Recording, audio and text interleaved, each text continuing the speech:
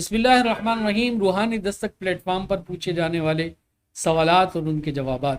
ایک سائل کا سوال کہتے ہیں کہ علامہ صاحب میرے بچے ہیں لیکن وہ بہت زیادہ نافرمان ہیں، میری بات بالکل نہیں مانتے، بہت زیادہ کوشش کی، ان کی کاؤنسلنگ کی، ان کو سمجھانے کی، لیکن وہ بالکل نہیں سمجھتے، بالکل مطیع نہیں ہے، فرما بردار نہیں ہے۔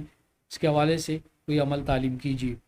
تو یاد رکھیے کہ جس شخص کی اولاد نافرمان ہے تو اس کی نافرمانی کی وجہ ہو سکتا ہے کہ رزق کی خرابی یا ماحول جو ہے، جس ماحول میں وہ بچے بڑے ہو رہے ہیں، جس صحبت پر وہ پنپ رہے ہیں، بڑے ہو رہے ہیں، اس کی خرابی بھی وجہ ہو سکتی ہے۔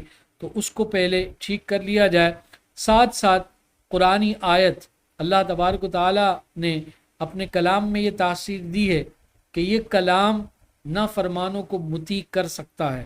عمل بہت آسان ہے کہ جس شخص کی اولاد نافرمان ہو تو وہ اس آیت کو ہر نماز کے بعد پڑھا کرے۔ کتنی مرتبہ پڑھنا ہے؟ 11 مرتبہ پڑھ لیں، 21 مرتبہ پڑھ لیں، 41 دفعہ پڑھ لیں، اور اپنی اولاد کا تصور کرے۔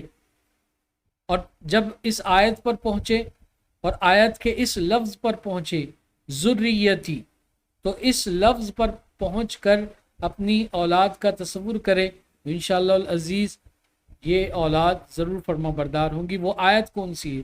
وہ آیت یہ ہے، بسم اللہ الرحمن الرحیم، ربی اصلح لی فی ذریتی انی تبت الیک وانی من المسلمین۔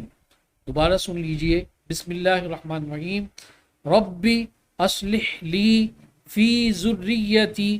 جب ذریتی پر پہنچے تو اپنی اولاد کا تصور کرے، ذریتی انی تبت الیک وانی من المسلمین۔ اس آیت کو پڑھیں اور ان کا تصور کریں، انشاءاللہ العزیز اللہ نے چاہا تو اس آیت کی برکت سے اولاد مطیع اور فرما بردار ہوگی۔ والسلام مع الکرام۔